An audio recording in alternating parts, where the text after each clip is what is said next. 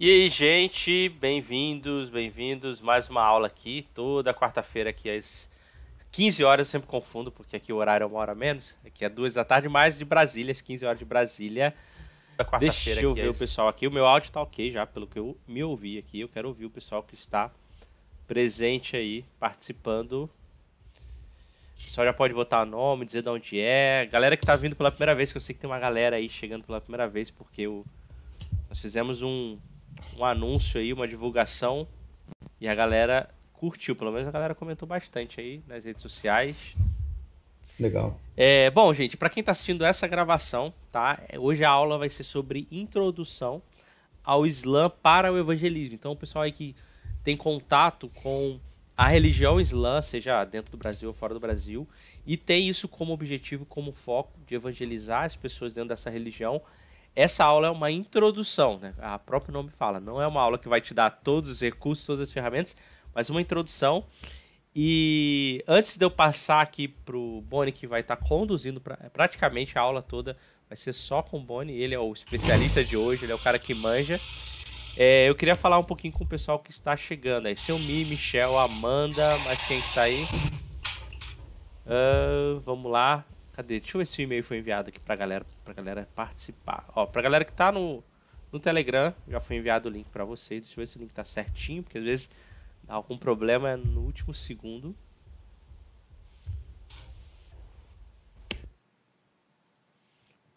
Tá perfeito, tá funcionando. E aí, gente, bem-vindos. Vamos começar a nossa aula agora. A Bruna tá com a gente, o Lucas tá com a gente. Bom demais, gente. Bom, uma introdução bem rápida pra quem, ó. Pastor Rony é fera, ó, já tô te elogiando aí, cara. Bom, uma introdução bem rápida pra quem não sabe, pra quem tá vindo pela primeira vez aí. Pode colocar nos comentários que é a primeira vez. Toda quarta-feira, às 15 horas, no horário de Brasília, eu dou uma aula aqui para vocês sobre essa área de comunicação dentro do. Eu ia falar dentro do Islã, mas não tem nada a ver. Dentro do contexto missionário. Então, se você é missionário, ou você está se preparando para o campo missionário, ou você já está no campo missionário, ou você é missionário parcial, ou você é um missionário só que ajuda como voluntário, às vezes tem o seu trabalho. Toda quarta-feira, às 15 horas do horário de Brasília, eu dou uma aula aqui. Normalmente, as aulas são mais focadas. Bem-vinda, Alana. As aulas são mais focadas na área de comunicação. Por quê? Porque é a área que eu trabalho, é a área que eu tenho uma empresa, é a área que eu presto serviços. E aí eu tento contextualizar a maior parte desse conhecimento para a área de missões, para quem é missionário, e auxiliar isso, né, dessa parte que muitas vezes é um pouco esquecida no contexto missionário, que é a parte digital, né, a questão de redes sociais, de site, de levantar mantenedores, recursos, parceiros dentro da área digital e como usar as ferramentas que hoje a gente tem disponibilizado para a gente de forma gratuita, usando mesmo aí o marketing digital também, principalmente, tá? Para quem me conhece sabe que eu não uso esse fone aqui, hoje é uma ocasião muito especial que eu estou usando esse fone aqui. E sem demora, ó, a galera Reis Daiane tá aí, a Amanda, eu já tinha falado da Amanda, né?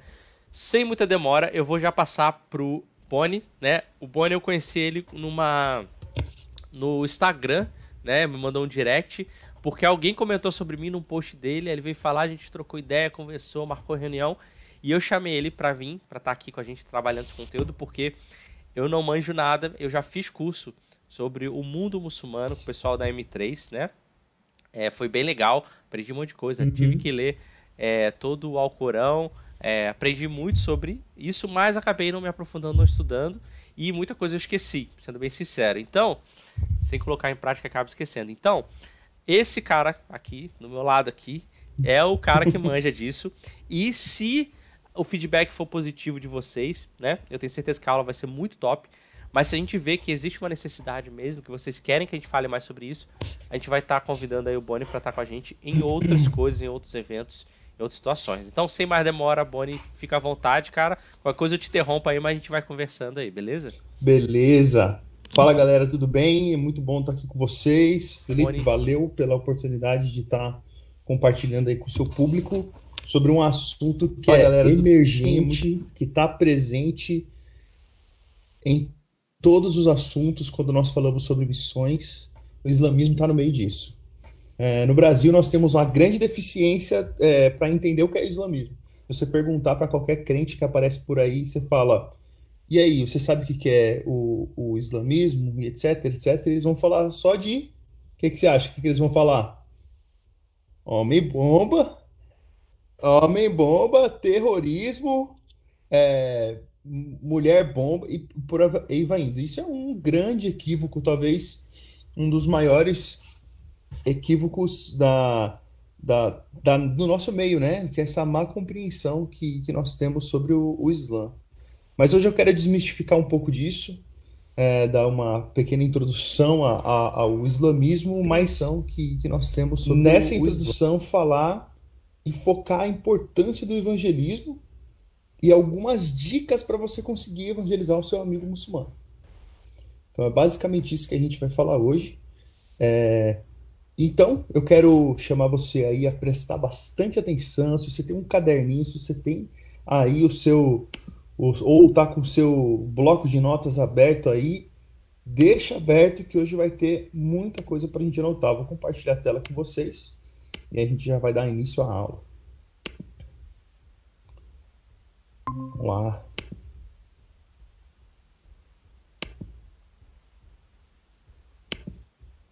Tudo certo aí? Tô conseguindo ver o slide? Deixa eu dar uma interrupção aqui rapidinho. Tá conseguindo ver aí, Felipe? Tá tudo certo? Tudo certo aqui. Tô vendo perfeitamente. Aham.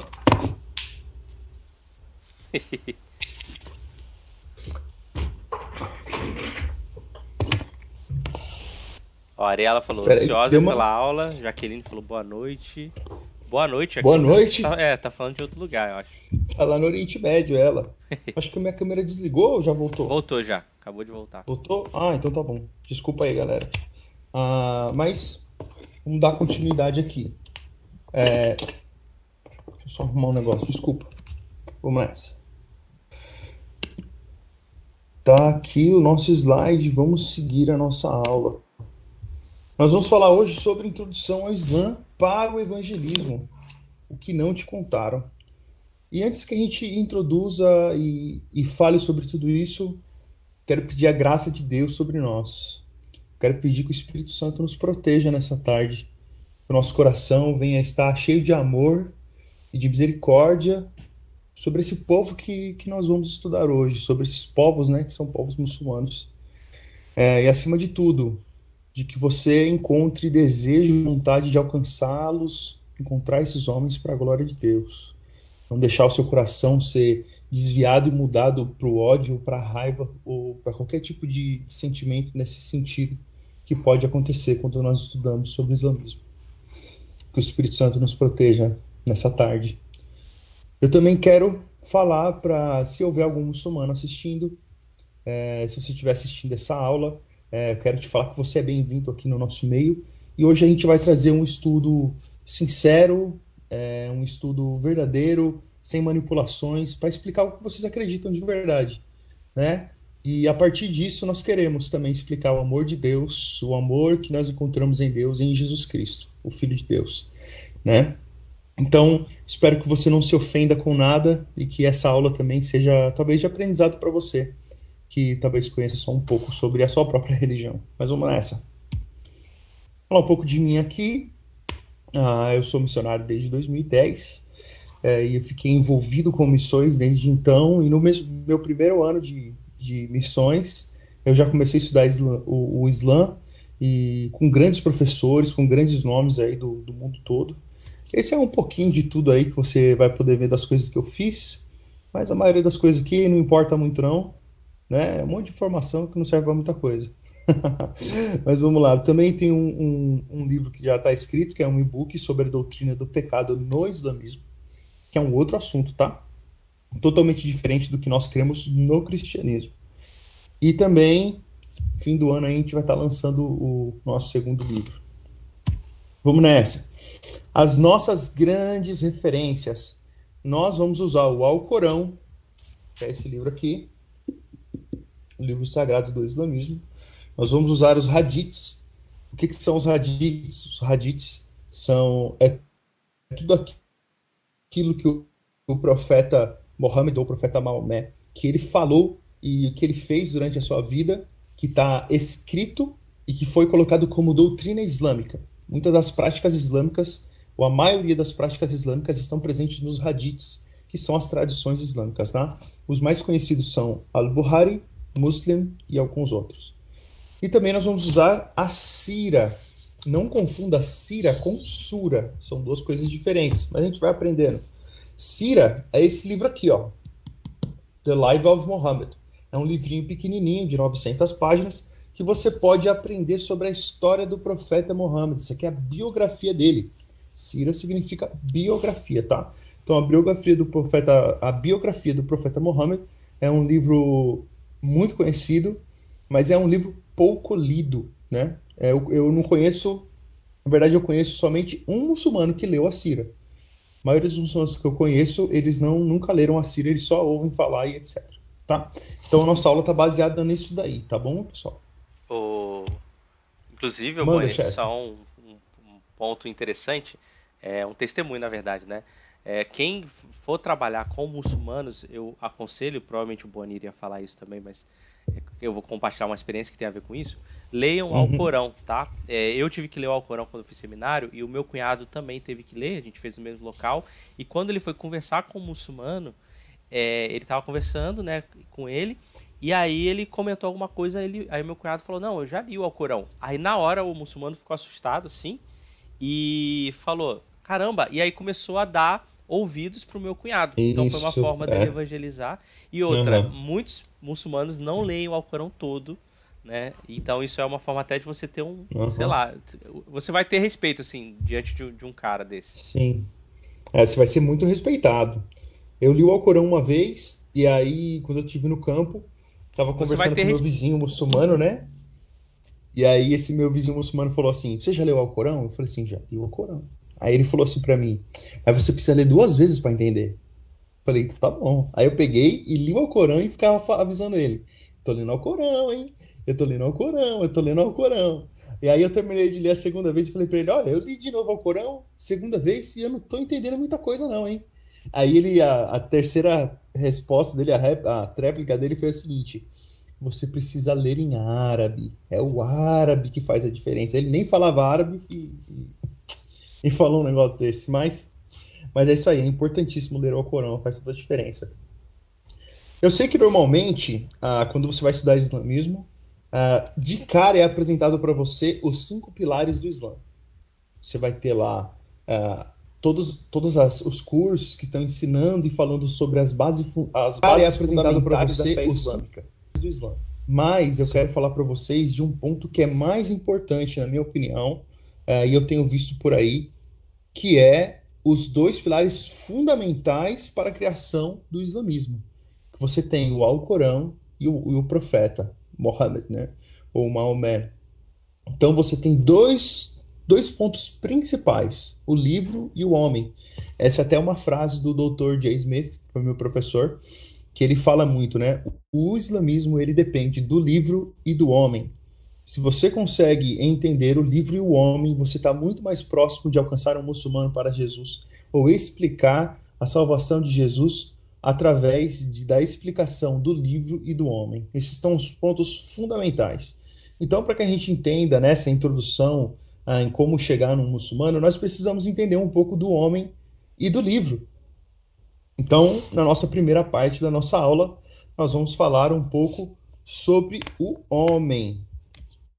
Ah, essa parte da história eu peguei desse livro aqui, que chama Descobrindo o Mundo do Islã, tá? Esse livro é talvez o livro mais completo que nós temos no Brasil, traduzido em português, sobre islamismo. Indico muito para vocês, você consegue comprar com o pessoal da MEAB, tá? Em Foz do Iguaçu. Então, vamos lá. Quem que é esse homem? O nome dele é Mohammed. Esse aqui pode ser até um problema para alguns muçulmanos, espero que vocês não se ofendam, mas a imagem aqui, né, que eu encontrei de Mohammed, né? Então, Mohammed, ele era filho de Abdallah e Amina, e seu tio era chamado Abu Talib. São esses daqui, tá bom? Ó, ele era de uma tribo chamada Quraysh. Na sua juventude, ele era um pastor no deserto de animais, e ele também trabalhava e guiava caravanas. Ele foi casado com Hadija, Aisha e outras mulheres. Ele teve 9 esposas, essa aqui são duas delas, tá? Teve outras 7. Ele foi um líder e um grande líder reconhecido internacionalmente até os dias de hoje, político e religioso.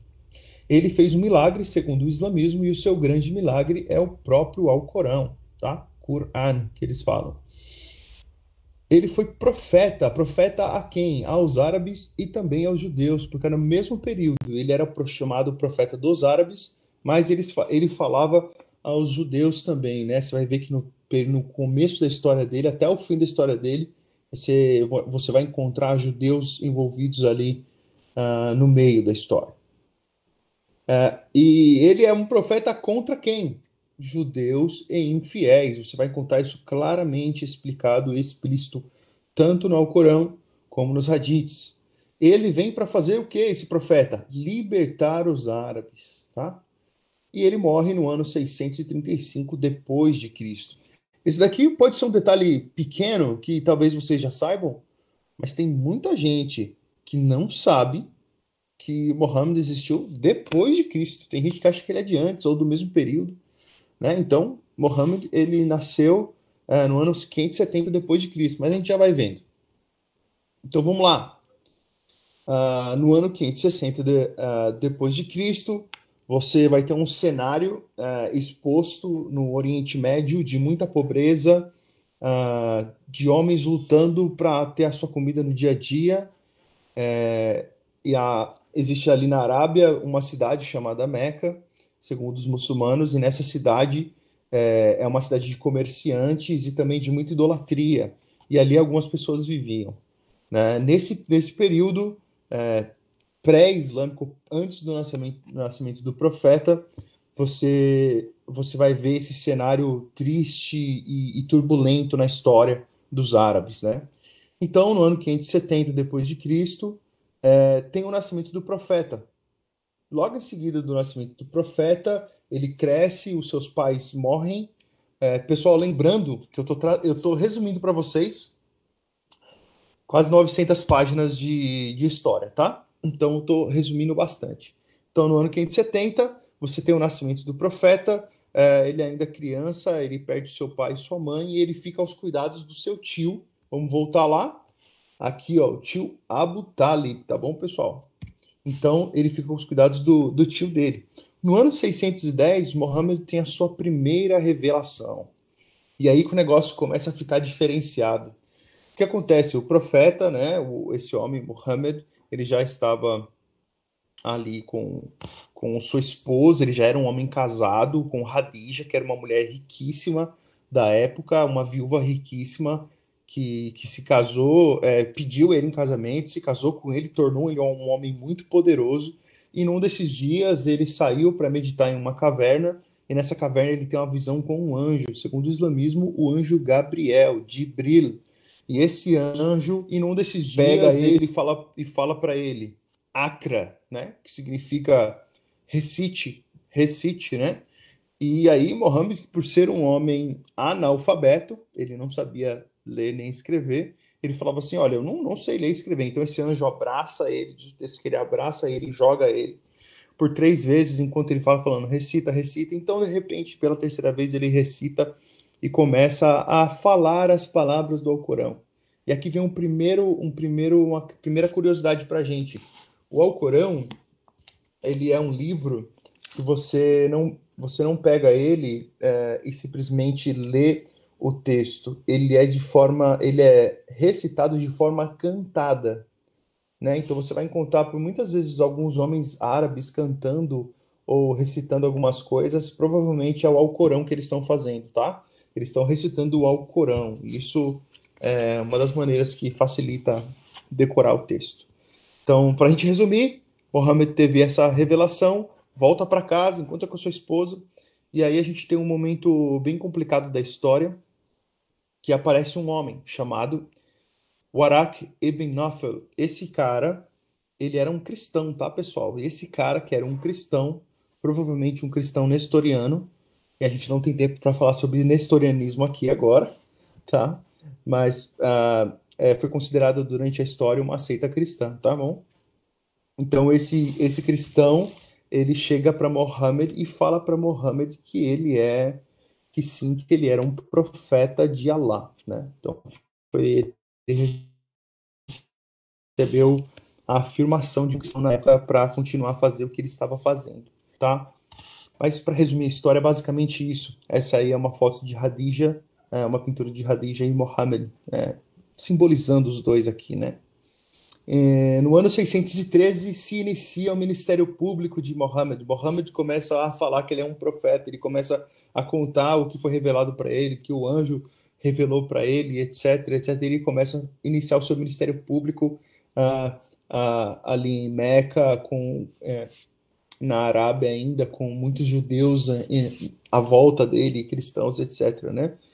E aí, no ano 619 nós temos o famoso ano da tristeza, que foi a morte de Abu Talib e também a morte de Hadija, conhecido como o ano da tristeza. O ano 622 é o ano da Hégira. A Hégira é uma palavra, vamos dizer assim, você lembra no Antigo Testamento, quando o povo está preso no Egito, e aí o povo está saindo do Egito, acontece o êxodo do povo, eles migram para um outro local, eles migram para uma outra cidade, né? E acontece ali a Páscoa, etc, etc. A Hégira é a mesma coisa, estava num lugar e foi para outro lugar. Então, de Meca, Mohammed vai para Medina. E em Medina ele começa a ficar poderoso, gente. Lembra que eu falei para vocês que ele era casado com uma mulher muito poderosa? Então, por ele ter sido casado com uma mulher muito poderosa, ele tinha muitas riquezas e o ministério público dele já estava rodando há muitos anos. Ele tinha já alguns seguidores. Esses seguidores foram primeiro seus próprios familiares e as pessoas que o cercavam. Quando ele sai de Meca para Medina, o ministério dele começa a ficar muito forte. E aí você começa a ver alguns atos também de guerra e atos de uso de força para que tenha mais liderança, né? Nesse período também é quando Mohammed tem os seus grandes homens, né? Os homens que são o seu braço direito, o braço esquerdo, primeiro e segundos comandantes dele. O seu braço direito é conhecido como Abu Bakr, e esse homem, junto com ele, eles conquistaram centenas e centenas de cidades. E uma das coisas que muitas pessoas seguiram eles é por causa das riquezas. Mohammed, junto com esses homens, eles começaram a saquear caravanas, saquear barcos, etc. Todo mundo que passava ali por aquela rota de venda, eles saqueavam e pegavam todas as riquezas que tinham por ali. Então, no ano 632, o profeta morre. É dito, não se tem certeza, mas a culpa é jogada sobre os judeus pela morte do profeta. Quem matou o profeta foi uma mulher, e essa mulher envenenou a comida do profeta. Essa, para explicar o que aconteceu, por que essa mulher quis matar o profeta? Porque o profeta entrou na cidade e o marido dela foi assassinado, né? E os filhos foram assassinados, a família foi toda assassinada. E essa mulher se aproximou dele e falou que queria fazer uma comida para ele comer. E ela, e ela fez uma comida envenenada, o profeta come e morre envenenado, tá? Esse aqui é um relato clássico, tá, pessoal? Para ele comer. O que a gente tem sobre a história ela fez uma comida envenenada. Oi, desculpa, tá falando alguma coisa? Ah, tá. É que veio um somzinho aqui de fundo, parecia que estava falando. Então, essa aqui é uma imagem ali do iraniana, tá? De muçulmanos. São pinturas que você encontra em alcorões bem antigos, de Mohammed com seu ministério público. Aqui você vai ter a purificação da Kaaba, que é quando Mohammed ele volta para, depois da, da Hégira, ele volta, sai de Meca, vai para Medina, depois ele volta para Meca e quando ele conquista tudo. E ele chega naquela cidade idólatra, né? E entra na cidade, destrói, tá vendo aqui, ó, em volta tem bastante estatuazinhas. Isso aqui é uma imagem de dentro da Caaba, que é aquela pedra preta. Desculpa, aquele cubo preto, né, que é bem conhecido do islamismo, né? Em Meca. Então, aqui, ó, eles estão destruindo os deuses, né, e conquistando a cidade, ou seja, a purificação do templo de Deus, né? Esse daqui é o túmulo do profeta, tá bom? Esse aqui é onde o profeta Mohammed está enterrado. Aqui você vai ver que tem duas portas, né? No túmulo aqui do profeta Mohammed. Então, por que que tem duas portas? Porque, segundo a teologia islâmica, existe um homem muito conhecido da gente, chamado Isa, que nós chamamos de Jesus, Jesus Cristo. Esse homem, segundo o islamismo, ele vai voltar. E quando ele volta, porque ele está no céu, ele volta, ele está com os homens aqui na terra, ele faz todo o trabalho que ele tem que fazer, que é matar os porcos, quebrar as cruzes e falar para todos os cristãos que ele não é Deus. Depois de ele fazer tudo isso, ele vai morrer e ele vai ser enterrado do lado do profeta, tá? Isso aqui é um pouquinho de escatologia islâmica só para dar água na sua boca. E agora que nós já falamos do homem, agora nós vamos falar do livro. Lembra que são dois pontos O, importantíssimos? o Boni, Pode rapidinho, falar. uma pergunta que surgiu aqui que tem a ver com o Mohammed é qual era a religião dele antes dele fundar o islamismo? Se Maomé, não Mohammed, né? É o mesmo, né? Maomé. Aham, tanto faz. Aham. Então, ó, segundo esse livro aqui, ó, Life of Muhammad, que é escrito por a tradução do árabe para o inglês dos escritos de Ibn Ishaq, que é a autoridade mais conhecida da biografia de Muhammad. Segundo esse livro, ele era pagão, tá? Ele era um pagão, ele era um idólatra mesmo, né? E isso vai. Eu sei que essa pergunta desencadeia muitas outras perguntas, como pecado, mas ele pecou, mas ele é um profeta e profetas não pecam. Só para tirar essa dúvida, segundo os hadiths, lembra que são as tradições islâmicas, Alá abriu o peito de Mohammed e tirou o pecado de dentro dele e foi purificado, tá? Então, só para já tirar essa pergunta do meio do nosso caminho. Mas é basicamente isso, tá bom? Então, nós temos aqui o segunda parte, que é o Alcorão. Posso seguir, chefinho? Manda bala, então vamos lá. Então, segunda parte, o Alcorão. O Alcorão, o único e o grande milagre do profeta que prova o seu apostolado. Eu coloquei aqui, ó, você vai ver que está escrito Sura, capítulo 10, Sura 10, 37 ao 39. Sura são os capítulos do Islã, do Alcorão, tá? São chamados de Sura, e Ayas são os versículos. Mas a gente vai explicar isso aqui um pouquinho mais para frente. Segundo o islamismo, o Alcorão foi a coisa que mais provou o apostolado do profeta. Por que que isso aqui, esse detalhe é importante? Quando Mohammed ele pegava para os judeus falavam: olha, profetas fazem milagres. E nós temos relatos, como é que a gente sabe disso? Por causa do Antigo Testamento, por causa do Novo Testamento. Nós vemos que os profetas de Deus, eles faziam milagres, eles faziam grandes coisas. E você, Mohammed, o que que você faz? O Mohammed não fazia milagre nenhum, não curava ninguém, pelo contrário, esse não era nem o perfil dele. Então, a gente tem aqui esse cara dizendo que o Alcorão é o seu grande milagre. E os muçulmanos, eles enfatizam isso, eles falam, né, com toda certeza, como pode um homem iletrado, como pode um homem analfabeto recitar tão grande feito, tão grande livro, belo livro, né? E isso é dado como um grande milagre do profeta e talvez o seu único milagre. Existem algumas tradições que falam que ele fez outros milagres, mas elas não são aceitas nem no meio dos muçulmanos, tá? Esse Alcorão, ele é um livro eterno, ele não foi criado, existe desde a eternidade. Pessoal, isso daqui é uma afirmação que a gente escuta com muita frequência. O Alcorão é um livro eterno, ele não foi criado, ele existe desde a eternidade, né? E como é que isso funciona? E como você pergunta? E você pergunta, né, para os muçulmanos, porque isso aqui, pessoal, é uma pergunta muito importante para a fé islâmica. Eu não quero entrar aqui na área apologética, mas fica aqui uma dica para vocês. Imagine se fossem encontrados erros no Alcorão, problemas no Alcorão, pensando que o Alcorão é um livro eterno criado por Deus. Isso aqui é uma grande pergunta que a gente pode fazer. Se a gente conseguir provar para o muçulmano que existem erros e falhas num livro eterno, provavelmente ele não seja eterno. A gente começa a colocar aquela sementinha da dúvida para que eles pensem e comecem a pesquisar sobre o assunto. Então, o Alcorão, ele também foi escrito, ele foi escrito depois da morte do profeta, pelo seu sucessor, o primeiro califa, chamado Abu Bakr, e o seu filho adotivo, Zayd ibn Tabid. Eu escrevi errado aqui, está escrito Tabis, mas é Ibn Tabid, tá? Então, esse livro ele foi escrito por esses dois homens. Ele não tinha sido escrito por Mohammed, porque Mohammed nunca mandou escrever nada, né? O negócio era recitar, era falar e repetir. Todo mundo decorava o que ele falava. Então ele foi escrito por Abu Bakr e Zayd ibn Thabit, alguns anos depois da morte do profeta. Como eu disse, né? Ele é um livro eterno e foi criado desde a eternidade. Vamos para o próximo.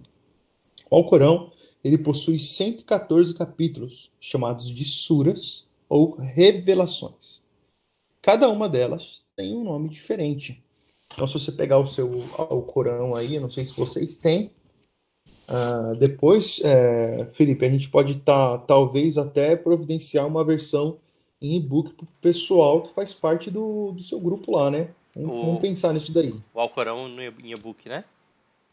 Vamos pensar se a gente consegue pro pessoal. Vai depender de algumas coisas aí que a gente pedir para eles fazerem, né?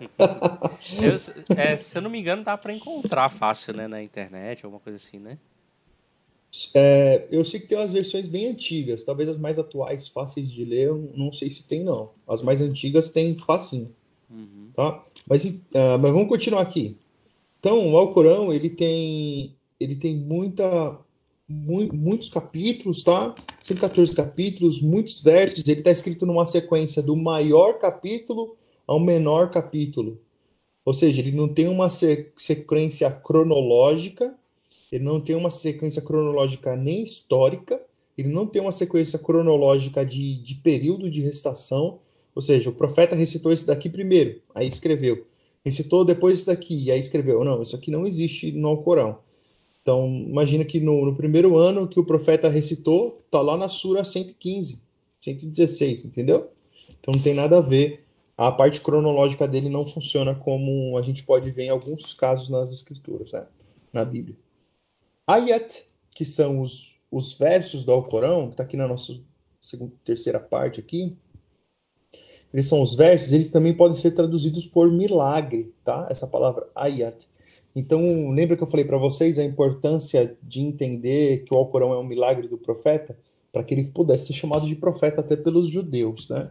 Então, cada verso do Alcorão, cada verso recitado, ele é chamado de milagre. Ele é um lindo milagre revelado pelo profeta, né?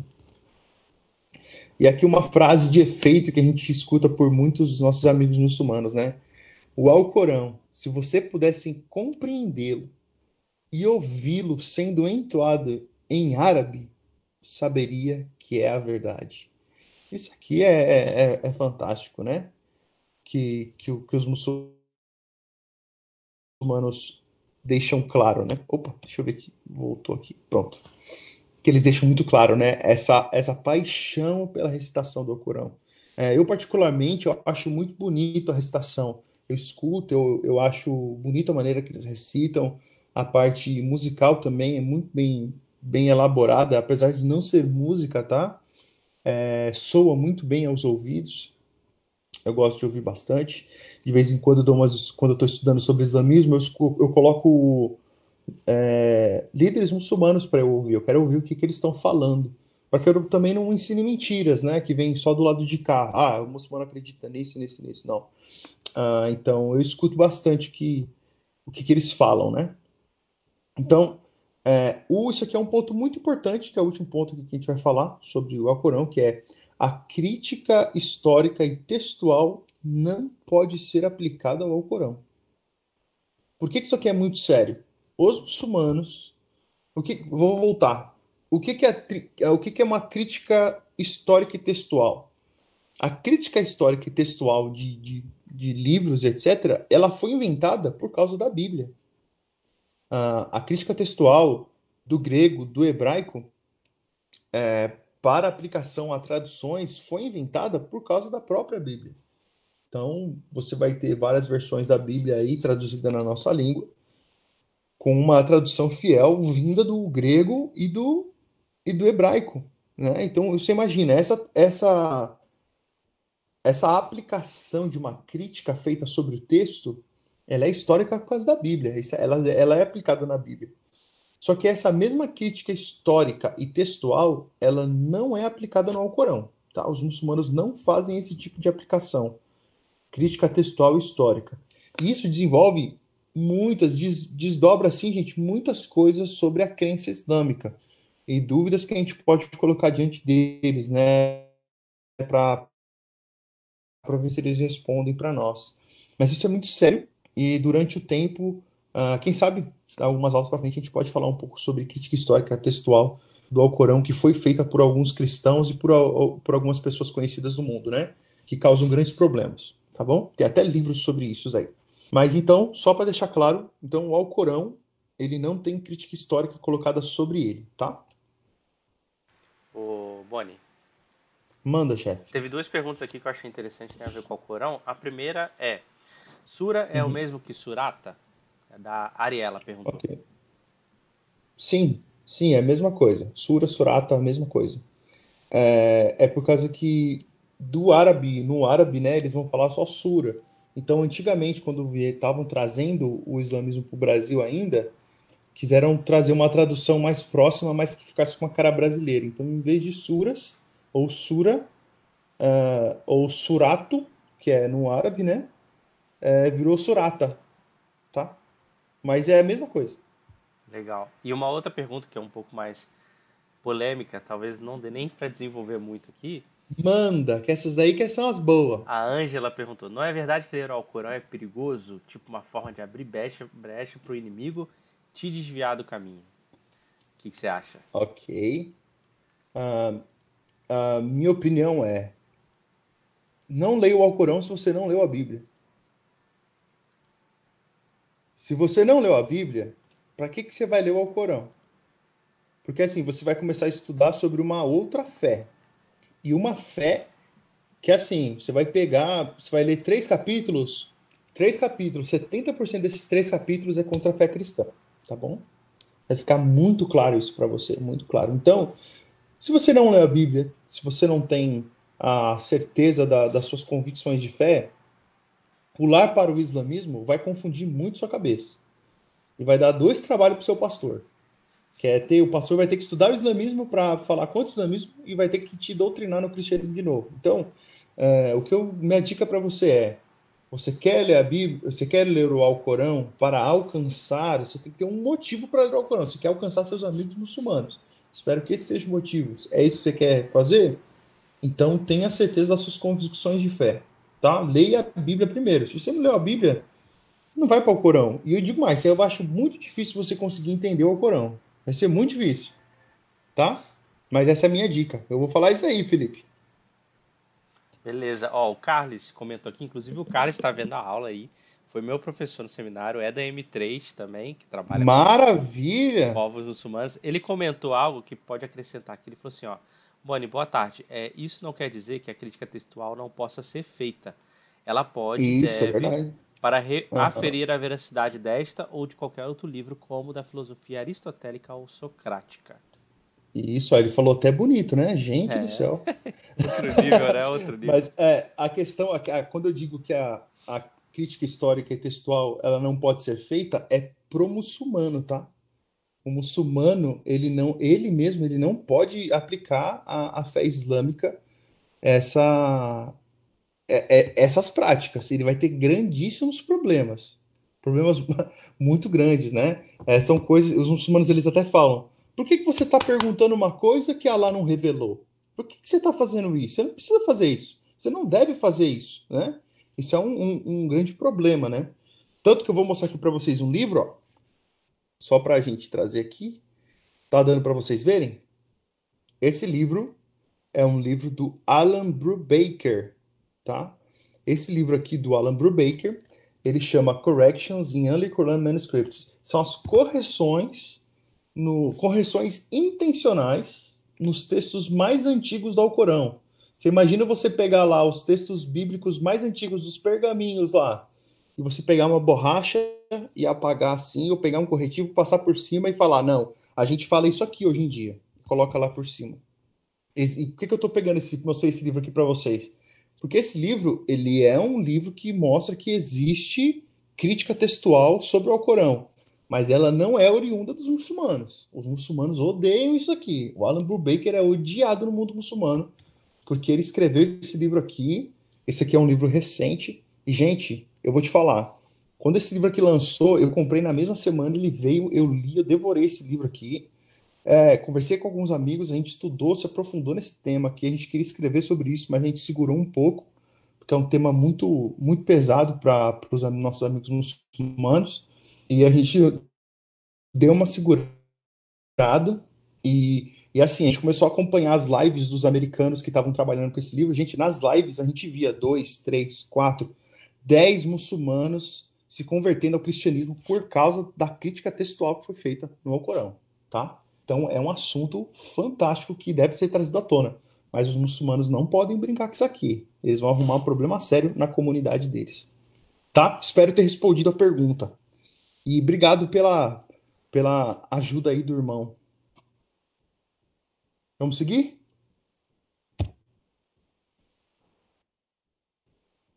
E agora? Agora eu quero falar aqui das objeções dos cristãos, né? O que acontece com um cristão quando ele quer falar sobre islamismo ou se aproximar do muçulmano? A primeira coisa que acontece, até com os obreiros, os missionários que a gente conhece, essa aqui é a grande primeira barreira, pessoal, que é o medo. Eu digo isso para vocês porque eu já participei de vários treinamentos missionários de agências diferentes e é incrustado, é enfiado na nossa mente que os muçulmanos são perigosos, que eles são do mal, que eles são os homens mais religiosos e perfeitos do mundo, e assim vai indo, sabe? De que eles são religiosos mesmo, que todo mundo segue direitinho as coisas. Isso vai criando um medo no crente, porque ó, primeira coisa, o crente, o cara imagina um obreiro, imagina um missionário, obreiro de campo. O cabra nem ora. O rapaz não pega nem a Bíblia dele para dar uma estudada em casa. Esse cabra que não faz nem isso, aí vai ter um medo lascado mesmo do muçulmano. Então a primeira coisa que eu preciso falar para você é que essa aqui é a grande objeção que você precisa arrancar, assim, sabe, tirar da sua mente, que é ter um medo de muçulmano. Você não precisa ter medo de muçulmano. Muçulmanos, gente, eles são pessoas normais, pessoas comuns. A minha experiência é, eles estão famintos de Deus. Eles querem Deus a todo momento. Eles querem conhecer a Deus e por isso que eles estão lá fazendo suas 5 orações e lendo livros e se aprofundando, e etc, etc. Segundo ponto, que quando a gente começa a estudar o islamismo e a gente começa a ver coisas um pouquinho mais que já não estão na superfície aqui, mas estão aqui um pouquinho mais para baixo, quando a gente começa a estudar daí, começa a surgir uma raiva. Você fala assim, poxa, mas por que que eles fazem isso? Por que que isso acontece?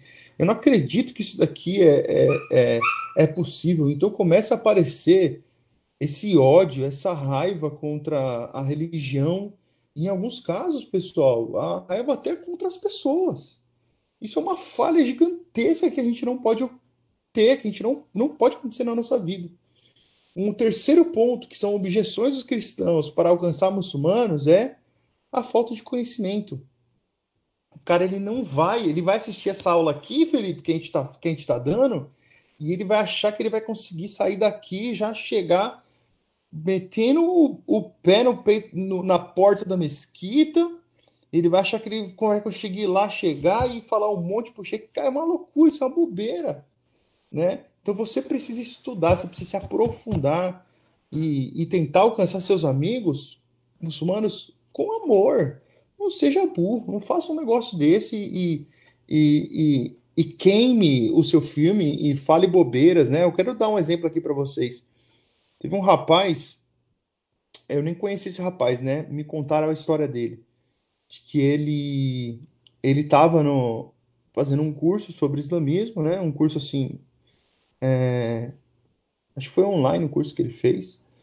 E ele falou, foi lá na mesquita e falou assim: ó, agora eu vou evangelizar o imã da mesquita, o tipo pastor da mesquita, né?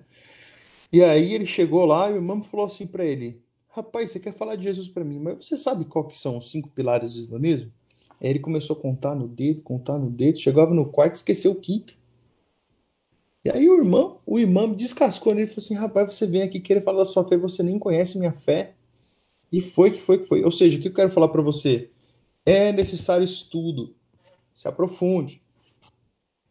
Quarto ponto que os cristãos falham, né? Que são objeções dos cristãos. Ele vai fazer as coisas na sua própria força. Vai na carne, o cabra não ora. O cara não pede para Deus: Senhor, me guia nessa caminhada, Senhor, me ajuda a alcançar esses muçulmanos, né? Quinto ponto, comodismo. Preguiça, desculpa, procrastinação. O cara vai fazer de tudo para não ter que sair de casa. Ele vai fazer de tudo para falar assim: ah, não, eu não estou preparado ainda. Ah, o professor Labone falou para mim lá na aula que eu tenho que estar muito preparado, tem que ser um PhD em islamismo para começar a falar de Jesus para esse cabra aí. Então, vai arrumar muitas desculpas, vai ser preguiçoso, vai falhar e vai enrolar e não vai conseguir sair do seu comodismo. Sexta objeção, que é a aproximação. Tem vergonha, não sabe como chegar no muçulmano, não sabe ou se sente incapaz de chegar no muçulmano intencionalmente para evangelizar, não consegue. Então, essas são as maiores objeções que eu tenho encontrado, que eu encontrei primeiro na minha vida, depois que eu fui vendo que meus amigos passavam por tudo isso daqui. A gente teve que começar a lutar contra esse tipo de coisa. Então, se essas aqui são objeções, a gente precisa de soluções. Não é verdade, Felipe? Se tem problema, tem que ter resposta. Então, o que a gente precisa? A gente precisa de coragem. Coragem em Deus, intrepidez. Então, ó, eu coloquei essa frase aqui para você: coragem não se aprende em livros. Por mais que você esteja estudando e aprendendo, se aprofundando no islamismo, sem coragem, você não vai seguir para o evangelismo direto. Tem que ter coragem.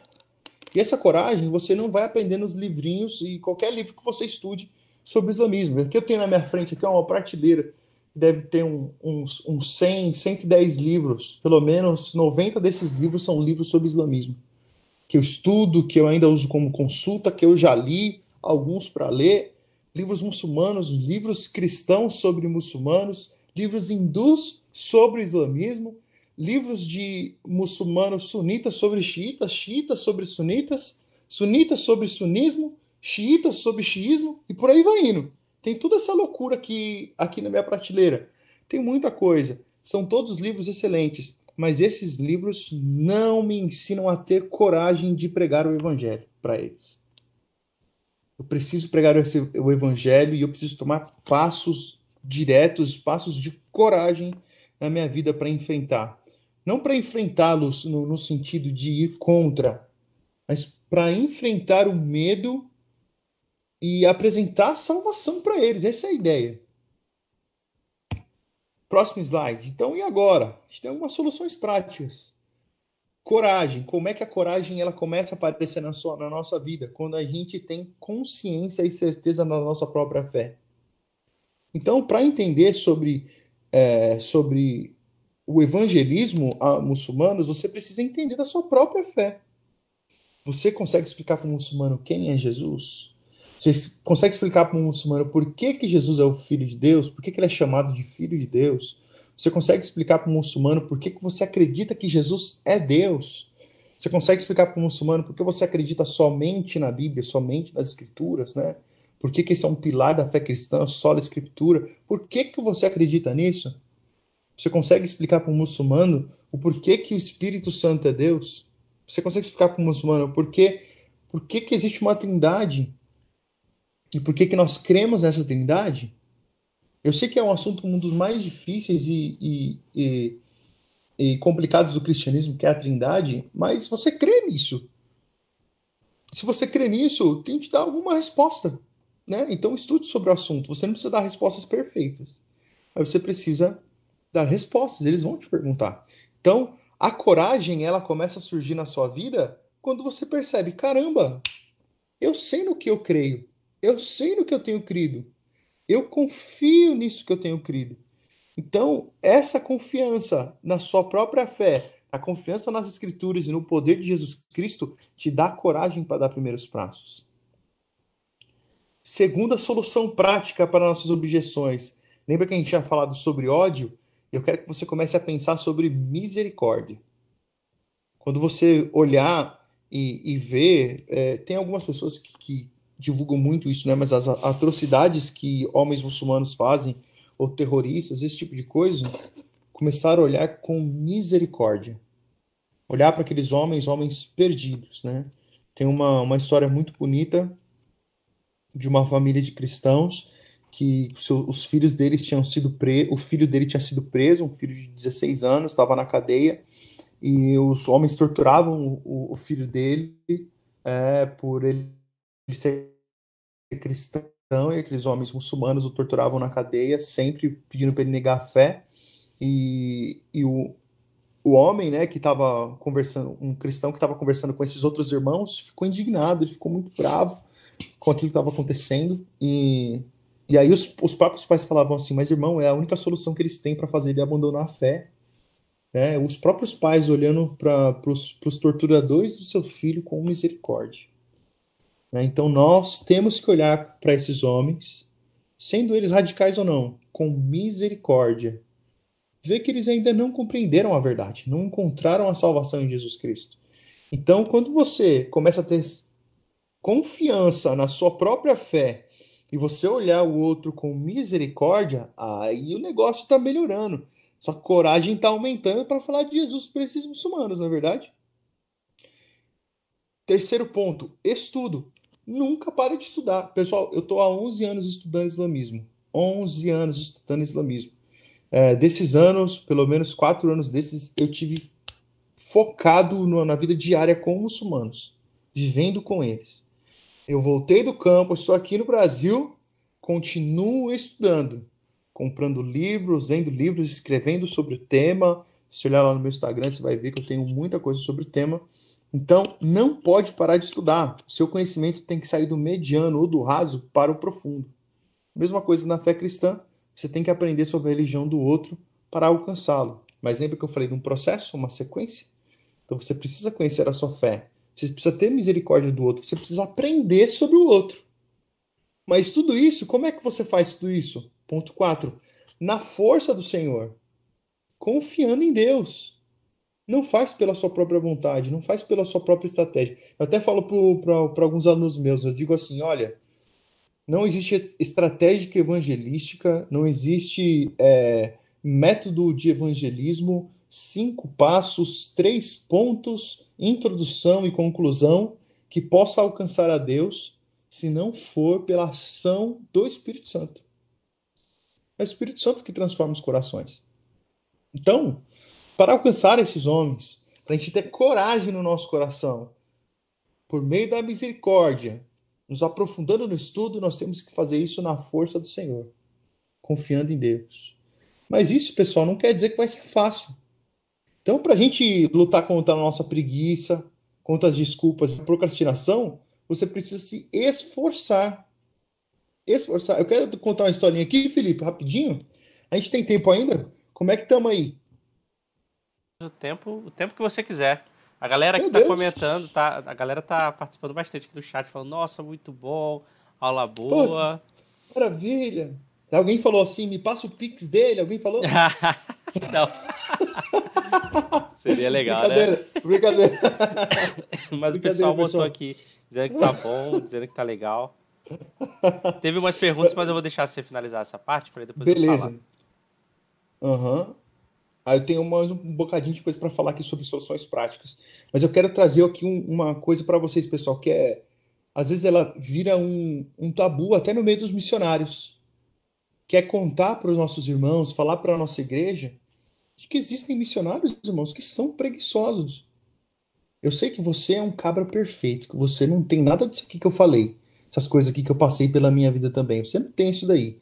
Mas existem missionários que são preguiçosos, que são procrastinadores, que eles arrumam desculpas para tudo, mas não pregam o evangelho. Existem missionários, Felipe, que eles têm um grande sustento financeiro, que estão em outro país, mas eles não têm coragem de sair de casa para falar do amor de Cristo para um muçulmano. Isso parece até que uma utopia na nossa cabeça. Como isso é possível? Como isso é possível? E sim, é possível, gente. Então, se você é um missionário, se você está no campo, eu quero falar para você, se esforce, meu querido. Tem gente aqui investindo na sua vida, orando por você. Então, seja corajoso, conheça a sua fé, tenha misericórdia do que te cercam. Tanta gente queria estar aí, onde você está, e para ter misericórdia dos muçulmanos e falar de Jesus para eles. E você está aí, cara. Então, eu quero te animar a você buscar essa coragem e tirar esse medo que enfiaram no seu coração dos muçulmanos. Que você tenha misericórdia deles, que você estude, que você caminhe na força do Senhor, seja esforçado e tenha intrepidez contra a sua vergonha. Batalha, é uma batalha, cara, você vai ter que lutar contra isso. Próximo, soluções. Lembra que a gente passou por todo esse período que eu falei, que aí vem a pergunta repetida, que é a pergunta que a irmã fez. Então, primeiro ponto, leia o Alcorão e faça pontuações, perguntas. Né? O seu amigo muçulmano ele vai ficar muito bravo se você pegar o Alcorão e você riscar o Alcorão, tá? Isso daqui é um desrespeito para eles.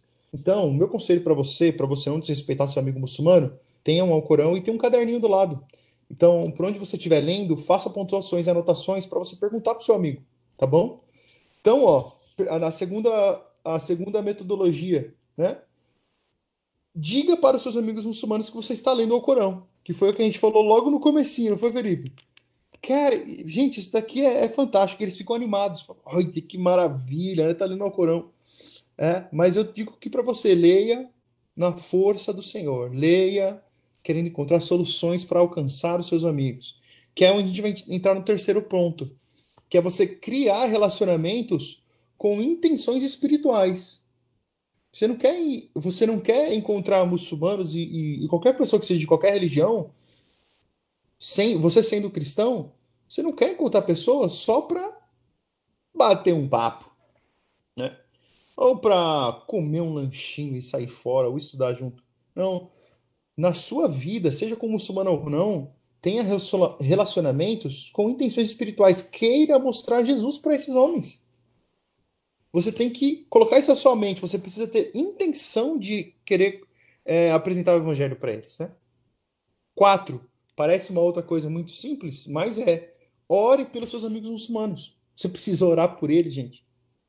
Felipe, isso aqui é tão simples, cara. É tão simples. Mas a gente se esquece disso. De orar pelas pessoas que a gente quer evangelizar. Pelos muçulmanos, nossos amigos muçulmanos que a gente quer alcançar. 5. Conte. Lembra que você está estudando? Você não tá. Eu tô no nível aqui que eu estou acreditando que você não está parando de estudar. E você está estudando e estudando. E tente explicar para o seu amigo muçulmano quais são as diferenças entre cristianismo protestante, tá? E islamismo. Porque a maioria dos muçulmanos pegam o cristianismo e enfiam dentro de um pacote, tá? Dentro de um saquinho e falam que tudo é cristão. Em alguns casos falam que qualquer ocidental é um cristão. Vou dar um exemplo aqui para vocês de um ex-muçulmano que eu conheci, que ele dizia o seguinte: quando ele via na televisão o 50 Cent, conhece o 50 Cent? Aquele rapper, né? Aham. Ele viu o 50 Cent com uma correntona assim, um crucifixo, e falava assim: oh, isso aí é um cristão, então. Né? Isso aí para ele era. Ai, ai, ai. Então era isso que eles acreditavam, né? Claro que isso aqui é um dos casos, né? Não quer dizer que todo mundo acredita dessa forma. Mas é bom você explicar que o cristianismo protestante que você crê não é igual ao catolicismo. Falar para eles que você também não acredita em imagens, que você não tem status em casa, porque esses são grandes problemas com os muçulmanos, né? Com os cristãos. E aqui é um ponto 6, que é um dos pontos mais importantes, tá, pessoal, da nossa aula, que você não pode falhar com isso, que é nunca dê autoridade escriturística ao Alcorão. Quando você começar a ter conversas com o seu amigo muçulmano e você falar para ele, você está lendo o Alcorão e que Deus está falando com você, rapaz, Isso é um problema. Existem alguns casos, e a gente vê aí muitos muçulmanos, muitos muçulmanos mesmo, reclamando dos cristãos, é que os cristãos se aproximam falando do Alcorão, dando autoridade ao Alcorão, e de repente eles falam que o Alcorão é do Satanás, é do inferno, e por aí vai e vai, e os muçulmanos ficam muito ofendidos. Então, você está tendo. Se você está estudando sobre islamismo, você está fazendo amigos, você tem extensões espirituais, mas você não pode usar da mentira. Você precisa ser verdadeiro. Então, desde o começo, falar assim: olha, eu estou lendo o Alcorão, eu não creio que o Alcorão é a palavra de Deus, mas eu estou lendo para entender e estudar o que você está falando. E eu quero te mostrar essas comparações. Por que, que nós não cremos ou por que, que nós cremos, né? É claro que isso aqui é uma conversa bem mais avançada com o seu amigo muçulmano, mas isso precisa ficar cravado na sua mente. Não dê autoridade escriturística ao Alcorão.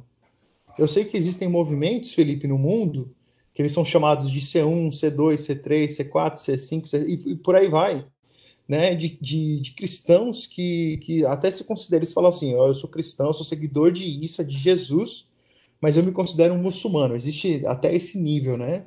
É, existem opiniões sobre isso, eu não quero expressar a minha aqui, mas só para deixar claro de que isso é um grande problema para nós cristãos. Essa é a minha opinião sobre o tema, né? Então, não dê autoridade ao Corão. Eu quero fazer uma breve recapitulação aqui com a gente, tá, Felipe? Aí a gente já pode passar para as perguntas, pode ser?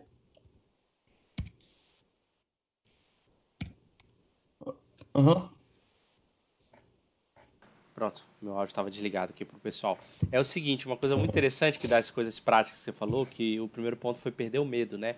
Eu lembro de uma vez, de uma das aulas que a gente teve, inclusive, se eu não me engano, foi o Carlos que falou isso, o Carlos que está na live aí também. Ele falou que a Legal. maioria dos muçulmanos, eles são nominais, igual os cristãos nominais. A gente vai à Sim, igreja sim, sim, a e a grande gente, maioria.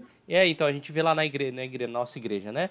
Tem, tipo, eu vou chutar aqui, obviamente, mas uns 70% ali que são aqueles crentes que vivem como se fosse uma religião e não tem uma vida com Cristo de fato. E a maioria dos muçulmanos, quando ele falou isso, né? A maioria dos muçulmanos também são assim. Eles não leem o Alcorão, Sim, não eles é. não sabem. Então, quando você for. É claro que você não vai na mesquita, igual da história do cara que você contou, porque é como se você estivesse conversando com um teólogo da religião, né? Mas Ah, não. você conversando com um Aham. muçulmano do dia a dia normal, é muito mais fácil e é capaz da gente que estuda saber mais do que eles sobre o Alcorão, sobre outras coisas da religião. Então isso me ajudou, por exemplo, a ter menos medo caso algum dia eu encontre um muçulmano aí na rua e tal, entendeu? Isso eu achei bem legal. Aham. Sim, é verdade, cara. A maioria deles. Eu tenho um amigo muçulmano meu que a gente conversa de vez em quando, né? E a gente troca uma ideia, e aí eu falo assim pra ele, eu falo assim, ele escreve alguma coisa, né? Ou alguma bobeira, eu falo assim pra ele: rapaz, você é muçulmano, você não pode falar um negócio desse? Você não tem vergonha, não? Eu falo assim pra ele. Ele fala assim: pô, cara, você fica me humilhando, né? Eu falo: pô, cara, você fica me humilhando. Mas, mas isso é uma grande verdade, a grande maioria deles. Eu falo sobre isso aí, ô Felipe, no meu e-book da Hamartiologia Islâmica, que é a doutrina do pecado islâmica. Eu vou falar sobre algumas dessas expressões muçulmanas, né? De por que que eles não são tão fiéis em alguns lugares. Por que que o muçulmano num país do Oriente Médio ele é de um jeito e por que que aqui no Brasil é de outro jeito? Por que que eles agem de uma forma diferente? Isso está muito relacionado ao pecado, cara. O entendimento que eles têm de pecado na cabeça deles, né? Uhum. Então, fica aí mais uma dica para alguém querer ler o meu e-book sobre ramartiologia. Falando nisso, Mas vamos ficar. como que encontra o teu Vamos, e-book? você pode pedir para mim lá no meu Instagram. Tem uma foto lá que eu posso até colocar no Stories depois, para quem quiser o e-book. É só você comentar lá, me seguir, comentar na imagem, marcar alguém, e aí você recebe o seu e-book por e-mail ou por WhatsApp, você que escolhe, tá? Ou você pode aí entrar na turma do Felipe, do Instagram dele, do time dele lá, e conseguir também que ele vai disponibilizar para quem participa. Bom, depois a gente vai falar um pouquinho mais Vamos falar, sobre mas isso. vou fazer uma breve recapitulação. Beleza. Então, nós falamos sobre os dois pontos principais: o livro e o homem. Falamos o currículo do Mohammed aqui, contamos a introdução da história, falamos daqui da primeira revelação, da sua esposa, a gente falou do ministério público, a morte dos seus queridos, o seu êxodo, né, a Régina, a purificação da Caaba e a morte em 632. Aqui o ministério público, a purificação da Caaba, nós falamos aqui sobre o túmulo do profeta. Lembrando aqui, né, o pessoal da M3, você que está assistindo aí, você pode conseguir esse livro aqui com o pessoal da M3, ó, um livro sobre escatologia islâmica, o Anticristo Islâmico do Joel Richardson. Livraço, tá? Você consegue com o pessoal da M3 aí. Indico muito no meu Instagram esse livro. Então vamos lá. Nós falamos sobre o Alcorão, explicamos basicamente o que é o Alcorão, a sua compilação, como ele funciona e como os muçulmanos creem sobre ele. Depois nós falamos da objeção dos cristãos a falar com muçulmanos. E aí nós falamos sobre coragem e nós tentamos trazer soluções práticas e metodologias práticas para alcançar muçulmanos. Quero enfatizar mais um ponto antes da gente encerrar. Faça as coisas na força do Senhor. É o Senhor que vai alcançar eles. É o Senhor que vai comover o seu coração a amar os muçulmanos. É somente o Espírito Santo que pode transformar a sua própria vida ao querer alcançar os perdidos dos países mais fechados do mundo. Hoje o islamismo é o maior desafio missionário da igreja do mundo, Felipe. Você sabia, Felipe, que existem pelo menos 2.100 línguas que não tem sequer um versículo da Bíblia traduzido? Não tem um missionário sequer trabalhando no mesmo deles, não tem um cristão conhecido, não tem nada do evangelho. Verdade. Pelo menos 2.100 grupos desses. E desses 2.100 grupos, 1.108 são grupos muçulmanos. Por isso que eu digo que o islamismo é o maior desafio em nível mundial para a Igreja de Cristo. Tá? E aí, pessoal, eu quero convidar vocês a me seguir no Instagram. Esse aqui é o meu Instagram, bonifácio.escritor. Tá? Esse daqui é o livro do Doutrina do Pecado. E esse aqui, pessoal, eu já soltei um spoiler daqui da capa do meu livro, que vai sair daqui a um mês. Tá? Esse aqui é o livro Homens da Bíblia e Profetas do Islã, que é a minha especialidade no islamismo. É um livro que eu explico as diferenças dos personagens bíblicos que são considerados profetas no islamismo, as suas histórias. Quando você chega no muçulmano e fala assim para ele, você conhece a história de Adão? O muçulmano vai falar assim, conheço, claro. E aí você vai começar a falar a sua história de Adão. Mas na cabeça dele está outra história de Adão. O Adão do Alcorão tem outra história. E isso acontece com 25 personagens que são bíblicos, que são considerados profetas do islamismo. Revela muito da doutrina islâmica e por aí vai. Esse aqui é o primeiro volume, e o segundo volume já está sendo escrito, tá? Porque senão ia ficar um livro muito grande, eu decidi dividir ele. Então, eu agradeço vocês, espero que vocês tenham gostado desse tema. Nossa, cara. Não, foi demais, foi demais. Antes de eu ler as perguntas aqui, quero dar alguns recadinhos. Gente, já estamos indo para o nosso final. Agradecer ao Boni aí por essa aula incrível, não foi só eu que achei. A galera que está participando aí também. E aí... Vou deixar meu Pix. Quem quiser doar para o Boni, manda lá uma mensagem no Instagram para poder ajudar. Se quiser doar em dólar, é a hora. Agora é a hora. Alguns recadinhos, gente, bem rápidos aqui, ó. Tem as perguntas aqui que o pessoal mandou, já peguei todas elas. Mas, ó, muito rápido é o seguinte. Teve esses slides que o Boni apresentou pra gente aqui. E a gente vai fazer um pequeno desafio aqui para vocês, que é o seguinte: a gente vai disponibilizar esses slides para quem quiser, gratuito, para receber, lá no Telegram, no grupo do Telegram. Onde é o grupo Telegram? Tá na descrição do vídeo, aí embaixo. Vocês rolando para baixo, vocês vão ver um grupinho de Telegram, tá? Que é Grupo Telegram para Missionários. Vocês vão entrar. Que grupo é esse? É um grupo que eu disponibilizo materiais para auxiliar missionários toda semana. E essa aula aqui que acontece toda semana também, toda quarta-feira, às 3, eu fiz assim, mas 3 horas da tarde. E lá eu ponho o link quando tiver uma aula. Tipo, vai ter aula. Por exemplo, o link da aula de hoje eu disponibilizei lá pro pessoal. Então, se você entrar no Telegram, eu vou disponibilizar esses slides que o Boni passou hoje lá no Telegram. Só que, qual que é o desafio? É esse aqui, ó. Esse é o Instagram do Boni, tá? Fui eu que dei essa ideia, tá, gente? Ele não comentou nada, não. Tem essa postagem aqui, que é a postagem dele. O que acontece? Nós temos aí mais de 30 pessoas online assistindo agora ao vivo. Qual que é o desafio? Se a gente tiver, ó, já tem 7. Se a gente tiver mais 15 comentários nesse post sobre o que você que te marcou nessa aula? Pega uma coisa só que te marcou nessa aula. Não precisa ser várias coisas, não. O que mais te marcou nessa aula, comenta como um comentário aqui nessa descrição, tá, do post. Se a gente tiver 15 mais 7 dá 22. É isso? Calculei certo? É, né? Se a gente tiver 22 Não comentários... me pergunte, cara. Eu não sei, isso, meu cérebro travou quando você falou. Isso tá certinho. Se a gente tiver, 22 comentários até o final das respostas que a gente vai falando aqui, aí eu vou disponibilizar os slides lá. É uma forma da gente trocar aqui esse conteúdo gratuito que a gente fez com o maior carinho, principalmente o Boni que preparou isso. Ele ficou aí... Quanto tempo você demorou para preparar esses slides aí, ô Boni? Poxa, cara, foi tempo, hein? Eu imaginei. Eu sei que eu terminei de fazer, era 3 horas da manhã essa madrugada. Nossa, olha só, gente, como a É. gente separou esse tempo para estar aqui com vocês, passando o Boni, separou o tempo dele, o conhecimento dele, para estar aqui com a gente. Então, seria muito legal se vocês comentassem. Por que comentar lá? Porque isso é uma forma da gente divulgar essa aula para mais pessoas, para o Instagram mandar para mais pessoas. Então, 22 comentários até a final das respostas, aí eu divulgo lá no grupo do Telegram. Aí você tem que entrar no grupo do Telegram e comentar lá o que você mais aprendeu. Um ponto só que você mais aprendeu, tá? Bom, perguntas, cara. Temos aqui uma pergunta muito boa. Ela é super simples, mas é uma dúvida que eu ouço todo mundo perguntando. A Ariela falou assim, Alá é Deus? Essa Maravilha. é uma pergunta que todo mundo faz. Ô, rapaz! Essa pergunta é fantástica. Eu tenho uma aula de 3 horas pronta só sobre esse assunto. Então, eu vou te dar uma resposta, tá?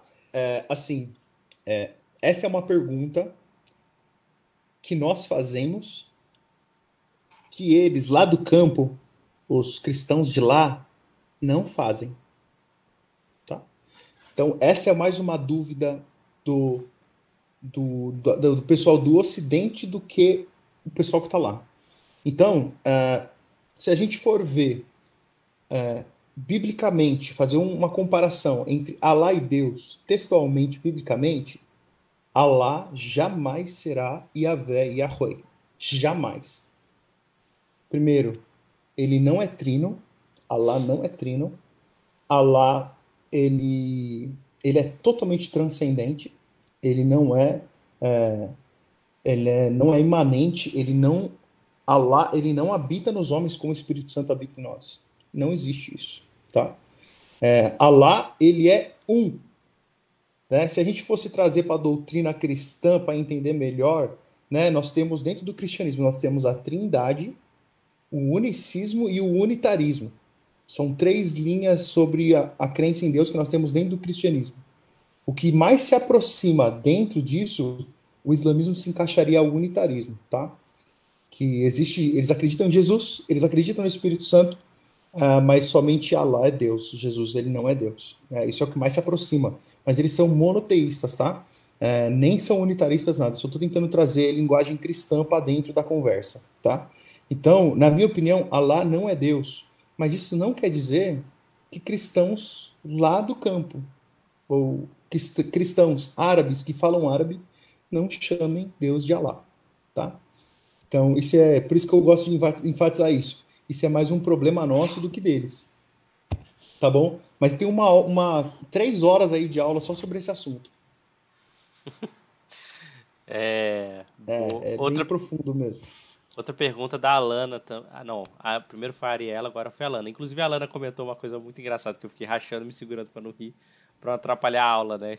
Ela falou que existem os cristãos esquenta-banco e os muçulmanos esquenta-tapete, que são os que eu falei, que são os nominais, entendeu? A galera... Eu me segurei para não rir. Para não rir aqui na hora, para não te atrapalhar. Vou usar nas minhas aulas essa daí. Esquenta tapete. Quando eu vou falar de esquenta tapete, eu vou lembrar do muçulmano aí. Obrigado aí, jovem Alana. Ela perguntou o seguinte, ó. Ela ouviu dizer que os xiitas são os mais radicais, né? Mais perigosos. Mas também ela ouviu dizer que, na verdade, são os sunitas. Qual que é? Quem que é o mais perigoso? E ela perguntou qual que é a diferença. Imagino que vai dar para responder, mas na prática, assim, quais são as maiores diferenças? Tá bom. Os sunitas, eles são mais radicais, tá? As grandes frentes sunitas, as frentes sunitas, as grandes frentes terroristas são sunitas. ISIS, Boko Haram, e por aí, esses grandes aí que você conhece, Estado Islâmico, eles são todos sunitas, tá? Qual que é o grande problema dessa expressão xiita? Porque isso é uma expressão do brasileiro. O brasileiro que trouxe para a língua portuguesa falar que o cara é xiita para ser uma pessoa rígida, né? Mas se a gente for ver dentro da doutrina islâmica, isso é uma coisa que eu vi acontecer muito em Foz do Iguaçu quando eu morei lá. Lá tem muitos xiitas, muito mesmo. E, cara, os xiitas, eles são muito abertos ao evangelho. Cara, demais, muito abertos. Eles querem conversar sobre Jesus, eles querem entender o que os cristãos acreditam. É fantástico. Meus relacionamentos com xiitas são muito mais profundos do que as conversas que tive com os sunitas, sem dúvida alguma, tá? Qual que é a maior diferença? Quando o profeta Mohammed morre, alguém assume o lugar. Quem assume esse lugar é Abu Bakr, o seu braço direito. Nós falamos sobre isso na aula.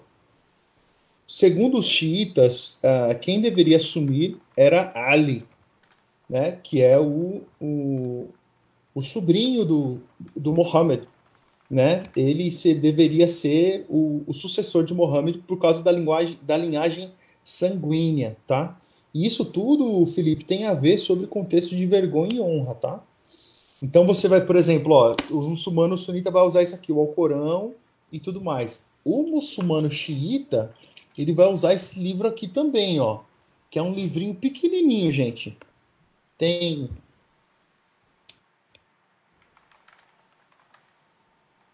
deve ter umas quase 3.000 páginas, esse livro aqui, né? Ele é um livrinho sobre os sermões de Ali, que os muçulmanos usam nas suas mesquitas, tá?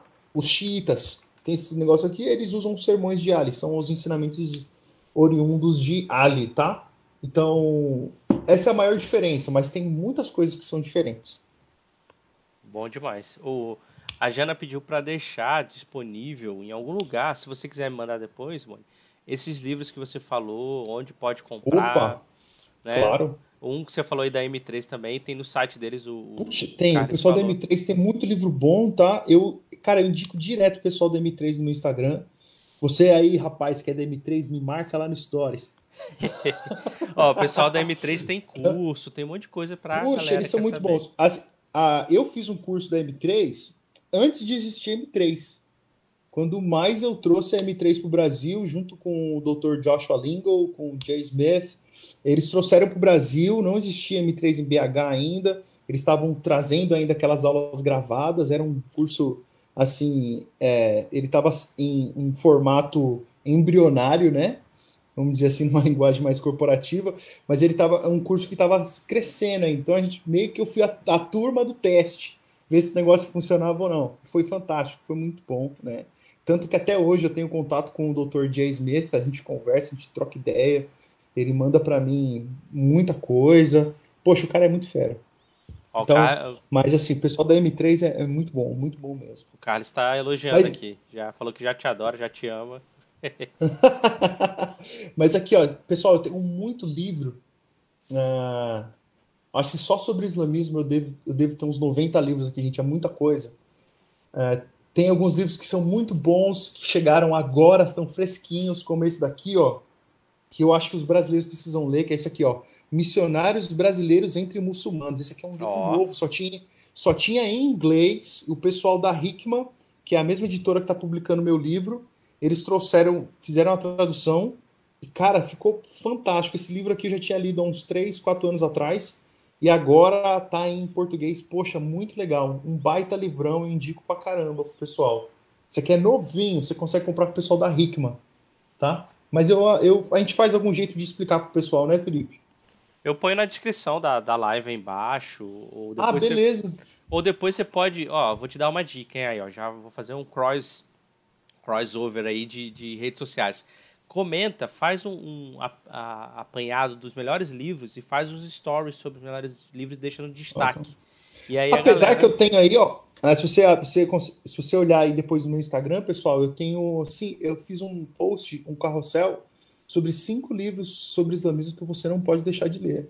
Ah, Eu tem aqui coloco, bons eu livros, é coloco verdade. grandes indicações, mas assim, são livros sobre islamismo para te atrair ao tema, para você estudar e aprender, mas não são livros tão densos e profundos como alguns outros que eu tenho aqui, tá? Esse aqui, ó, deixa eu mostrar para vocês, já que a gente já está finalizando, né, Felipe? Esse daqui é um livro